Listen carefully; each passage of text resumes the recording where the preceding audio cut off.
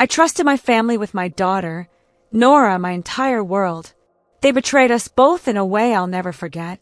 Their choices left scars deeper than I could have imagined, shattering the bond one thought we had forever. This cabin looked like a postcard from paradise. Towering pine trees, a quiet lake, a private dock, a cozy A-frame tucked into the Minnesota woods. It promised a perfect weekend escape, a chance for Nora to make memories with her grandparents. But beneath its charm, a nightmare waited, one that would unravel everything we knew. What started as a simple getaway became a heart-wrenching betrayal, a story of pain and neglect that changed our lives forever. You'd never guess the darkness hidden in such a serene place, but it's where our trust was broken. I'm Abigail Thompson, 35, a single mom and high school English teacher in Minneapolis. My daughter, Nora, is 10, with a heart so bright it lights up any room. She's kind, curious, and stronger than anyone I've ever known. Raising her alone hasn't been easy, but she's my entire world. Every choice I make, every sacrifice is for her. I thought letting her spend time with my family would give her the love and connection I always craved growing up. I never imagined they'd fail her so completely, leaving me to pick up the pieces. What would you do if the people you trusted most, your own family, ignored your child's pain for a dinner party? Picture your daughter, crying, begging for help, her leg broken, and they dismiss it as nothing. That's what happened to Nora. My parents and brother chose appearances over her safety, forcing her to endure unbearable agony no child should face. This isn't just a story of hurt. It's about finding strength to stand up, to protect what matters most. It's about learning who family really is when the ones you're born to let you down. Stick with me for 40 minutes to hear how Nora and I survived this betrayal. It's a story of pain, but also of healing and courage. If it moves you, hit like and subscribe to join our journey. Your support means the world to us. My parents, Clarence and Evelyn Porter, live in a breathtaking lakeside cabin 2 hours from Minneapolis. Picture wooden beams, a private dock stretching into a glassy lake, pine trees whispering in the breeze. It's the kind of place you'd see on a postcard, promising warmth and memories. But growing up there, I felt none of that. My father, Clarence, a retired cardiothoracic surgeon, ruled our home with an iron expectation of perfection. A 92 on a math test wasn't a success, it was a failure, proof I wasn't trying hard enough. He'd sit at the dinner table, his voice sharp, dissecting my every choice. My mother, Evelyn, a former school nurse, was no softer. She criticized everything. My clothes were too casual, my hair too plain, my dreams too small. I became a high school English teacher, pouring my heart into shaping young minds, but to them, it was a betrayal. They wanted me in medicine, following Clarence's footsteps, wearing a white coat like a badge of worth. Every visit to that cabin brought back the weight of their disappointment, the sting of never being enough.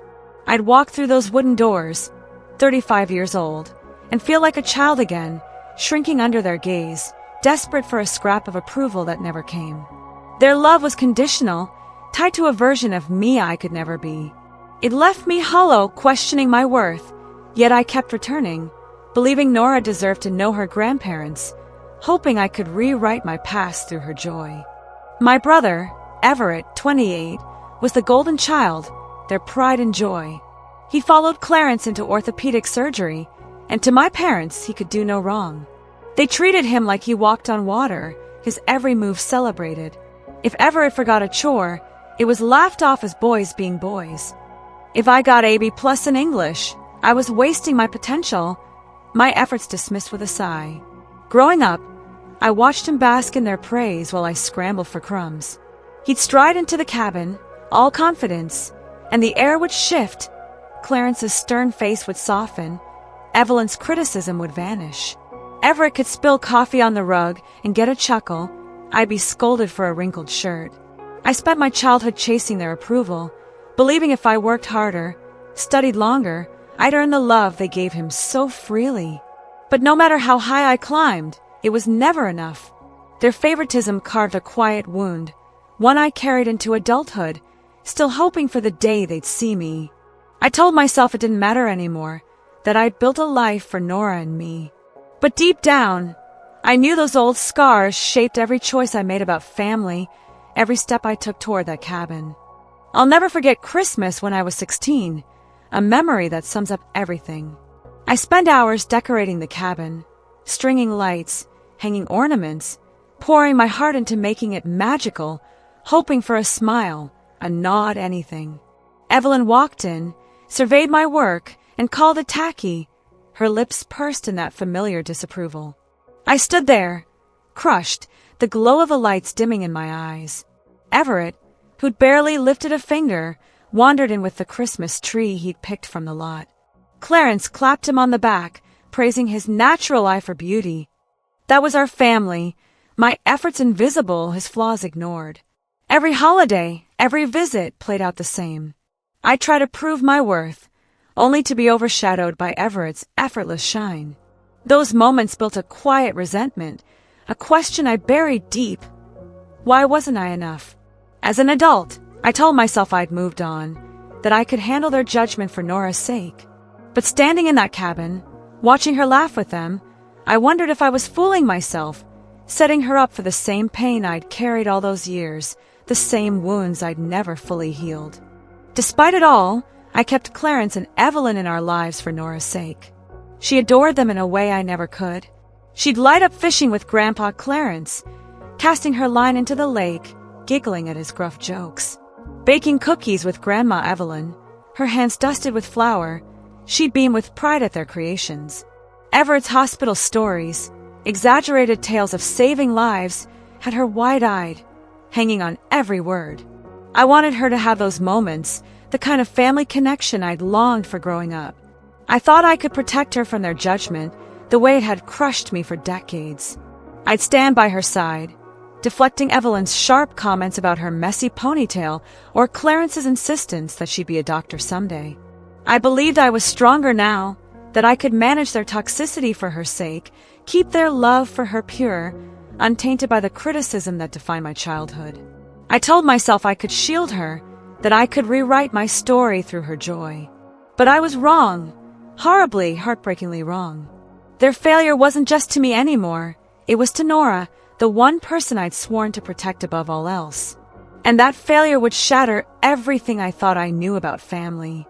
In April 2024, I got a rare opportunity to represent my school at a teaching conference in Chicago, a chance to showcase my work and take a real step toward becoming department head. It was the kind of moment I'd worked years for, but it came with a cost, leaving Nora with my parents for 3 days. My stomach churned as I packed her bag, folding an extra sweater, tucking in her allergy meds, slipping her favorite book into the side pocket.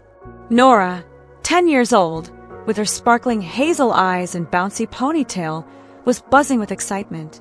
Grandpa said we're hiking to the waterfall, she chirped, her voice full of joy. I smiled, but my heart felt heavy. I knelt beside her, brushing a strand of hair from her face. Take your meds every morning, okay? And call me if you feel homesick, no matter what time. She nodded, her grin unwavering, so trusting, so unaware of the knot tightening in my chest. I wanted to believe she'd be safe, that Clarence and Evelyn would care for her the way I did. But doubt lingered, a quiet whisper I couldn't shake. I'd grown up under their judgment, their cold expectations. Could I really trust them with my daughter, my entire world? I pushed the thought down, telling myself it was just 3 days. Nora deserved this adventure, a chance to make memories with her grandparents. But as I zipped up her bag, that unease clung to me, a shadow I couldn't outrun. Before leaving, I pulled Evelyn aside in the cabin's kitchen, the smell of fresh coffee lingering in the air. Nora's been having knee pain from soccer, I said, keeping my voice steady. There's ibuprofen in her toiletry bag, and please, let her call me if she needs me even late. Evelyn's eyes narrowed, her lips thinning into that familiar line of disapproval. Abigail, we've raised children, she said sharply. We don't coddle like you do. Her words cut deep, slicing through the fragile confidence I'd built as a mother. I wanted to argue, to tell her Nora wasn't just any child. She was my heart, my responsibility. But I swallowed my retort, feeling 16 again, small and dismissed. Evelyn had always known how to silence me, her judgment a weapon honed over decades. I glanced at Nora, laughing with Clarence on the porch, and let it go. I hugged her tightly, breathing in her shampoo, whispering, "Be good, sweetie. I love you." She squeezed me back, promising to call that night. As I stepped away, Evelyn's words echoed in my mind, a warning I didn't yet understand. I told myself I was overreacting, that Nora would be fine under their care. But that sting of doubt stayed with me, sharp and unrelenting. As I was leaving, Everett showed up out of nowhere, his sports car kicking up gravel in the driveway. He said he needed a break from his failing marriage, his voice casual, as if his presence wasn't a disruption. But it always was. Everett's arrival changed everything. Clarence's stern demeanor softened. Evelyn's critical eye turned to adoration. They fawned over him, their golden boy. While I felt myself shrink, my role in the family reduced to an afterthought. I watched from the car as Nora waved from the porch, her small figure framed by my parents' rigid postures and Everett's smirking confidence. That image burned into my mind, a snapshot of innocence surrounded by something I couldn't quite name. Everett's charm had always overshadowed me, his flaws forgiven while mine were magnified. I knew his presence would shift the weekend's dynamic, pulling focus from Nora to him. I wanted to run back, scoop her up, and drive away. But I didn't. I told myself it was just my old insecurities, the scars of a childhood spent in his shadow. Nora's wave grew smaller in my rearview mirror, and I forced a smile, whispering to myself that she'd be okay. But my hands gripped the wheel tighter, betraying the fear I couldn't voice. Driving away from that cabin, I felt a gnawing unease, a weight settling in my chest. I'd never left Nora for more than a day, and now, 3 days stretched ahead an eternity. Something about Everett's sudden arrival, the way Evelyn dismissed my concerns, it clawed at me, refusing to let go. I replayed our goodbye in my mind. Nora's bright smile, her promise to call, the warmth of her hug. But I also saw Clarence's distracted nod, Evelyn's sharp tone, Everett's careless smirk. They'd always prioritized their image, their expectations, over my feelings. Would they do the same with Nora? I shook my head, trying to silence the doubt. It was just nerves, I told myself. Nora would be fine. She had to be. She was with family, people who loved her, who'd promised to keep her safe. I turned up the radio, forcing my focus to the road, the conference, the future I was building for us. But the unease lingered, a quiet warning I couldn't ignore. I glanced at my phone, half expecting a call from Nora already, her voice telling me she missed me. The screen stayed dark. I whispered a prayer under my breath, asking for her safety, for my fears to be wrong. But deep down, I knew something wasn't right, and that cabin held secrets I wasn't ready to face. Saturday morning, Clarence and Evelyn decided to take Nora on a 7-mile hike to a waterfall deep in the Minnesota woods. At 10 years old, Nora was tough, but that distance was daunting, far too long for her small frame. She hesitated at breakfast, her hazel eyes flickering with doubt as she suggested a shorter trail closer to the cabin. Clarence's voice cut through her words like a blade. "You're old enough for a real hike, Nora," he snapped. "Everett wants to see the falls, and we're not babying you." Evelyn nodded, her lips pursed, dismissing Nora's quiet concern with a wave of her hand. Everett, lounging at the table, barely looked up, his focus on his phone, indifferent to her unease. Nora swallowed her protest, not wanting to disappoint her grandpa, not wanting to seem weak in front of her family. They set out, her small backpack bouncing with each step, her knee already aching from weeks of soccer practice. By noon, they reached the waterfall, its roar echoing through the misty forest. Nora, tired but awed, stepped closer to the edge, her sneakers slipping on a moss-covered rock. Her leg twisted beneath her, a sickening crack splitting the air. She collapsed, clutching her shin, her scream piercing the quiet. "It's broken!" she cried, her voice raw with panic. The pain was unbearable, a white-hot agony stealing her breath. She looked to her family, her eyes pleading for help, for comfort, for someone to make it stop. But their faces, Clarence's impatience, Evelyn's irritation, Everett's casual glance, offered no reassurance. In that moment, Nora's world shifted, her trust in them cracking as sharply as her bone, a betrayal beginning to take root in her young heart, a wound that would linger long after the physical pain faded. Everett, the orthopedic surgeon, sauntered over and knelt beside Nora, his expression more annoyed than concerned. She was curled on the ground, tears streaming, her hands gripping her leg as if she could hold the pain at bay. He barely touched her, his examination cursory, before declaring, "It's just a hairline fracture. Not a big deal." His voice was flat, dismissive, as if her agony was an inconvenience to his day. Nora shook her head, sobbing, "It hurts so bad. Uncle Everett, please." But he stood, brushing dirt from his jeans, already done with her. Clarence, towering above, broke a branch from a nearby tree, snapping it into a crude walking stick. "Get up, Nora," he ordered, thrusting it toward her. "We're not carrying you all the way back." Evelyn, arms crossed, chimed in, her tone sharp and cutting. "Stop the dramatics, young lady. You're fine." Nora's pleas were drowned out by their insistence, their refusal to see her pain as real. She begged for her phone, desperate to call me, to hear my voice telling her it would be okay. Evelyn scoffed. No screens in nature, revealing she'd confiscated it that morning to enforce her rules. With no choice, Nora struggled to her feet, each step a searing torture, the makeshift stick barely keeping her upright. They forced her to walk 3 hours back to the cabin, a grueling trek through uneven trails.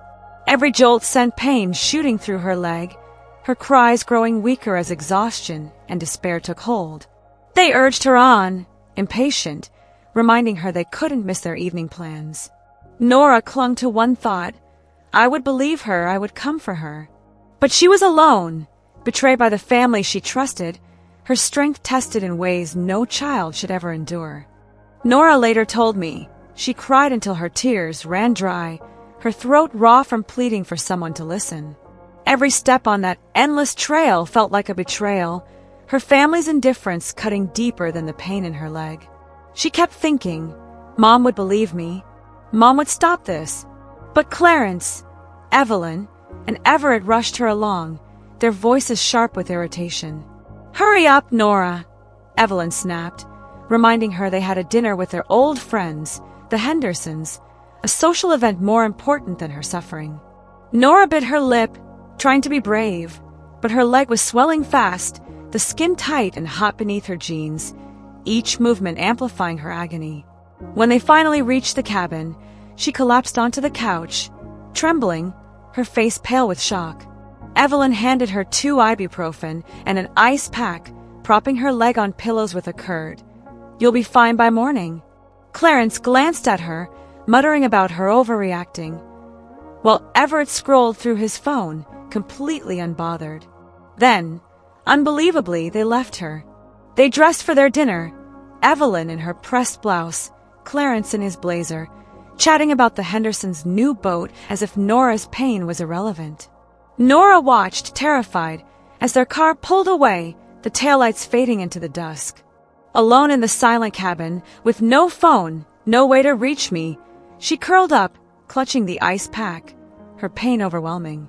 She was 10 years old, abandoned by the people meant to protect her, her trust in them shattered. All she could do was wait, praying I'd come, her small heart grappling with a betrayal she couldn't yet name, a wound that would shape her for years to come.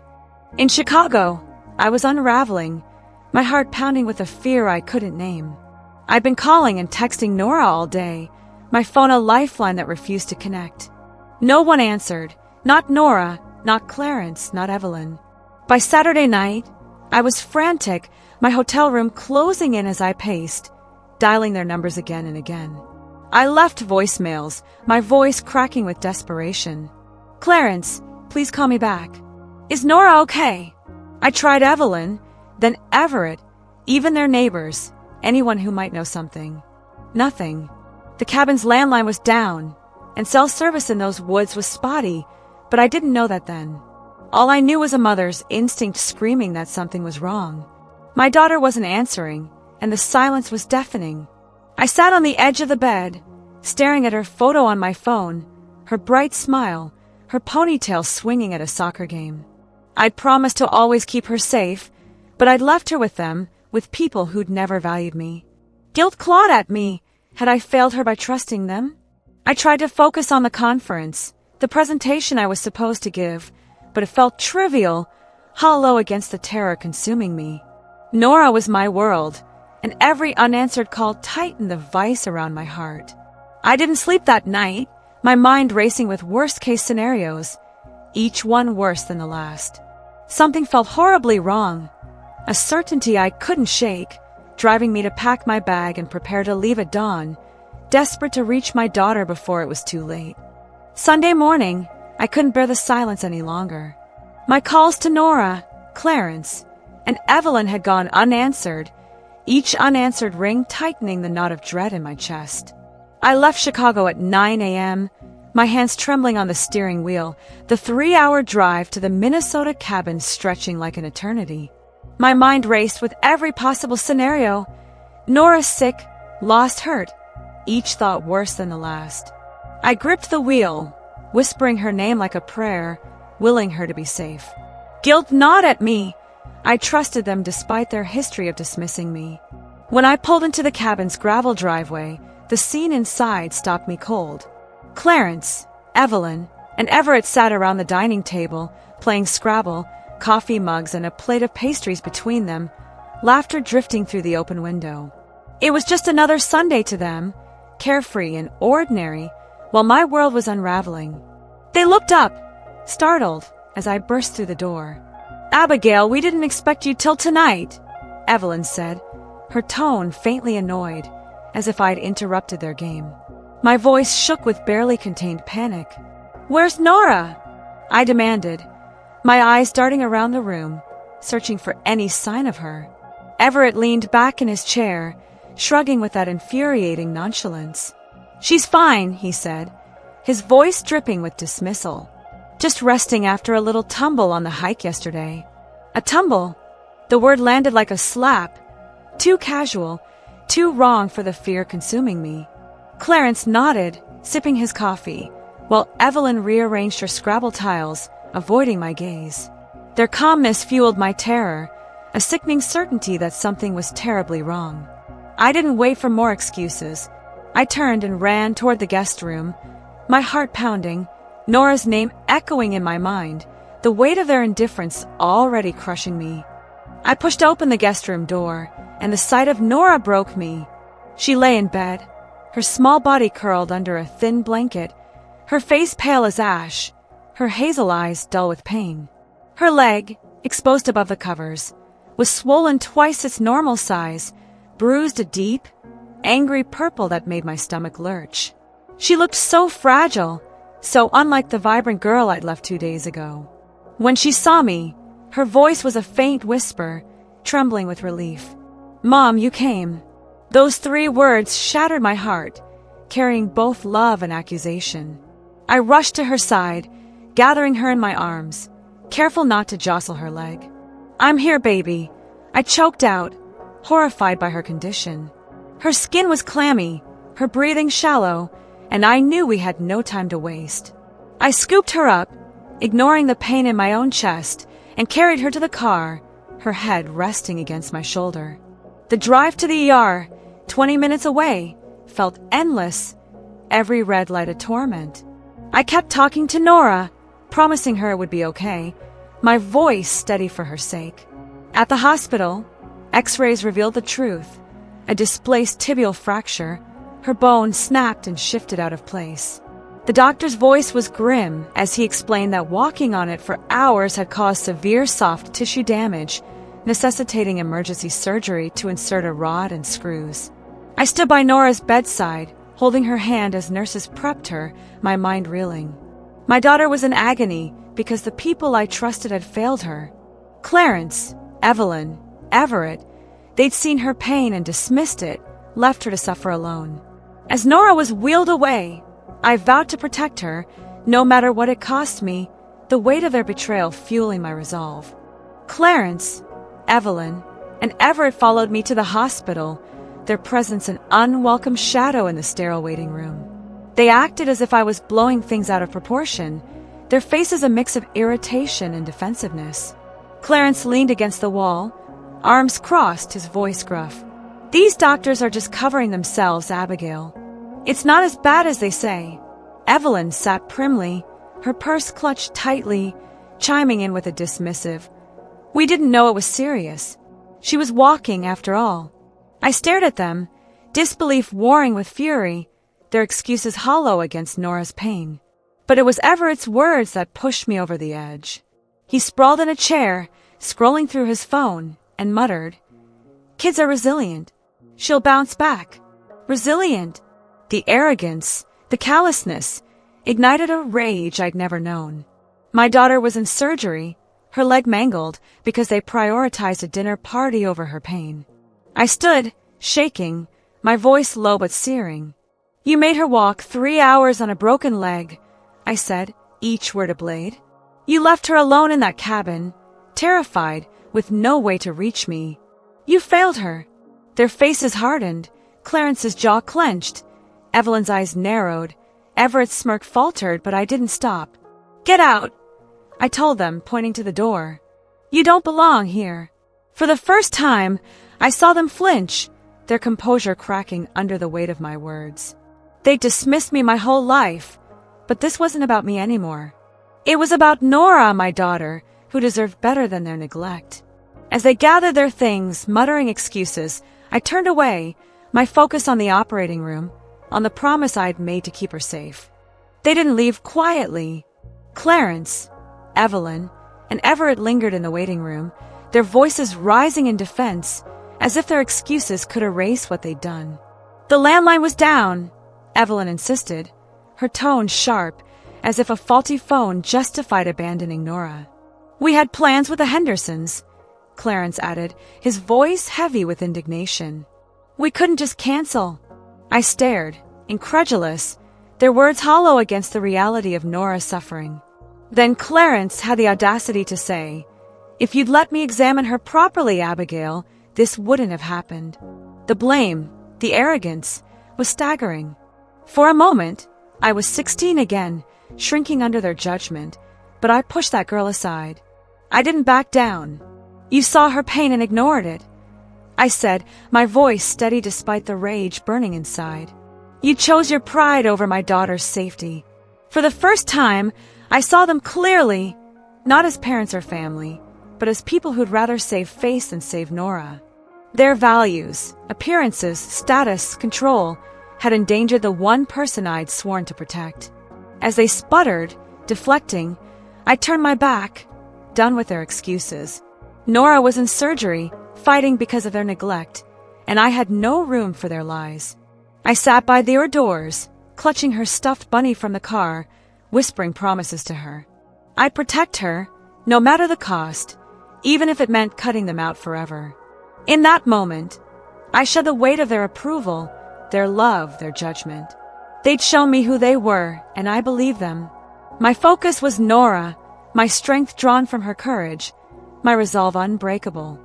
Nora's surgery was a grueling ordeal, a battle for her small body. The doctors inserted a titanium rod and screws to stabilize her fractured tibia, a stark reminder of the damage caused by those 3 agonizing hours she was forced to walk. For 6 weeks, she couldn't bear weight on her leg, confined to a wheelchair or bed, her usual spark dimmed by pain and exhaustion. At night, nightmares haunted her, vivid dreams of being left alone in the woods, her cries unheard, her family's faces cold and distant.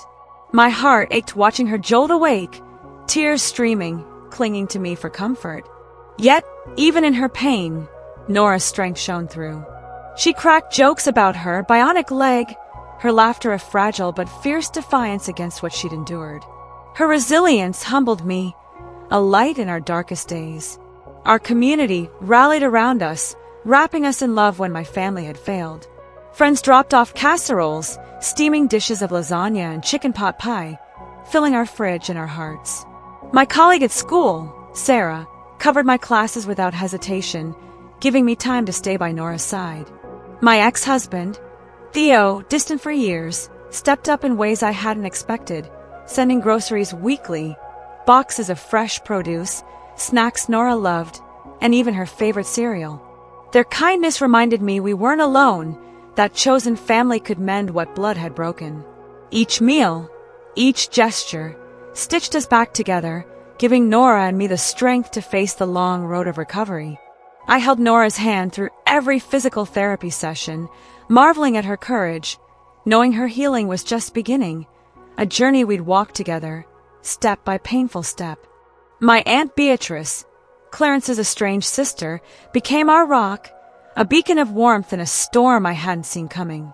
She'd cut ties with my parents years ago, unable to stomach their toxicity, and now she drove from St. Paul every other weekend, her car loaded with board games and Nora's favorite cookies. Over coffee, Beatrice shared stories of our family's patterns, how Clarence was raised to dismiss pain as weakness, a lesson carved into him by his own cold father. Evelyn, she said, learned young to prioritize appearances, her mother's voice echoing in every sharp critique she gave. These weren't excuses, Beatrice insisted, but truths that helped me understand the roots of their neglect. Her words gave me clarity, a map to the dysfunction I'd lived in for so long. I knew I had to act, to protect Nora from their harm. I sat at our kitchen table, pen trembling, and wrote certified letters to Clarence, Evelyn, and Everett. Each word was deliberate, heavy with the weight of Nora's pain. I laid out her injuries, the displaced fracture, the soft tissue damage, the surgery, and the betrayal that caused them. Your actions caused her harm, I wrote. We're done. I mailed them, my heart pounding, a final line drawn in the sand. Their responses came weeks later, pages of excuses, no trace of remorse. Clarence claimed he'd have fixed it if I trusted him. Evelyn called Nora's pain exaggerated. Everett didn't bother to reply. Their words confirmed what I'd feared. They'd never change. Beatrice held my hand as I read them, her presence a reminder that family could be different, that Nora and I deserved better. Cutting contact wasn't revenge. It was survival, a promise to shield my daughter from their poison, a step toward a future free from their shadow. Nora's first steps with crutches were tentative, her face etched with determination as she wobbled across our living room. Each shaky movement was a victory, a testament to her unyielding spirit. I cheered her on, my heart swelling with pride, knowing every step was a defiance of the pain she'd endured. To rebuild our joy, we created new traditions, carving out moments of lightness in our healing. Sunday pancake brunches became sacred, Nora giggling as we piled on silly toppings, whipped cream, sprinkles, even gummy worms. Friday movie nights meant takeout pizza and blankets on the couch, her laughter filling the apartment as we watched her favorite comedies. These rituals were our rebellion against the past, proof we could find happiness without them. Theo, who'd been distant since our divorce, surprised me by flying in from Denver. He spent a weekend building a ramp for our apartment stairs, his hands steady as he worked, his presence a quiet apology for years of absence. Nora beamed at him, calling it her superhero ramp, and I saw a flicker of the father he could be. I took a step toward healing, too, joining a support group for adults estranged from toxic families. Hearing other stories of parents who valued image over love, siblings who dismissed pain, shattered my isolation. I wasn't alone. Cutting ties wasn't about punishing Clarence, Evelyn, or Everett. It was about protecting Nora, giving her a life free from their judgment. The group became my anchor, a place to grieve the family I'd lost and embrace the one we were building. Nora's courage, Theo's effort, and the group's wisdom showed me we could heal, not by erasing the past, but by choosing who we'd become. Nora's physical scar faded over months, a faint line on her shin where the surgeons had worked their magic. But the emotional wounds ran deeper, harder to heal, etched into her heart by the betrayal of those she trusted. She'd wake from nightmares, her voice small, asking if she'd done something wrong to make them leave her. I'd hold her tightly, whispering that she was perfect, that their failure was theirs alone, not hers. Her therapist, a kind woman with a gentle voice, helped her process the betrayal, guiding her through the pain of being dismissed by her grandparents and uncle. Nora's words one evening stopped me cold. Sitting at our dinner table, her eyes serious, she said, "Mom, I don't want to be like them, ignoring people's pain." Her strength, her clarity at just 10 years old, broke my heart and rebuilt it stronger. She saw, with a wisdom beyond her years, what I'd taken decades to learn. Compassion was a choice, one her family had failed to make. Her resolve became my guide, a reminder of why I'd walked away from Clarence, Evelyn, and Everett. Nora's healing wasn't just about her leg. It was about reclaiming her trust, her joy, her sense of worth. Each day, she grew brighter, her laughter louder, her spirit unbroken. I watched her, awed, knowing her scars, seen and unseen, were proof of her survival, her courage, her heart. She was my teacher, showing me that healing wasn't about forgetting the pain, but about choosing love over it every single day. Her strength gave me the courage to let go of the family I'd lost and embrace the one we were building together. Nora taught me what true strength looks like, her courage a beacon through our darkest days. One night, as we sat on her bed, she looked at me with those wise hazel eyes and said, "Mom, I learned I don't want to be someone who makes others feel small." Her words, so clear at just 10 years old, shifted something deep within me. I stopped waiting for empty apologies from Clarence, Evelyn, or Everett, words that would never come. Their betrayal showed me who they were, and I chose to believe them. We built a new family, one woven from love, not obligation. Aunt Beatrice, with her warm hugs and endless stories, became our anchor. Our friends, who filled our home with casseroles and laughter, showed us what care looks like.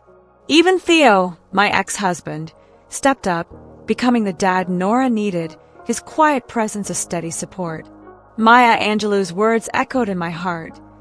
When someone shows you who they are, believe them the first time.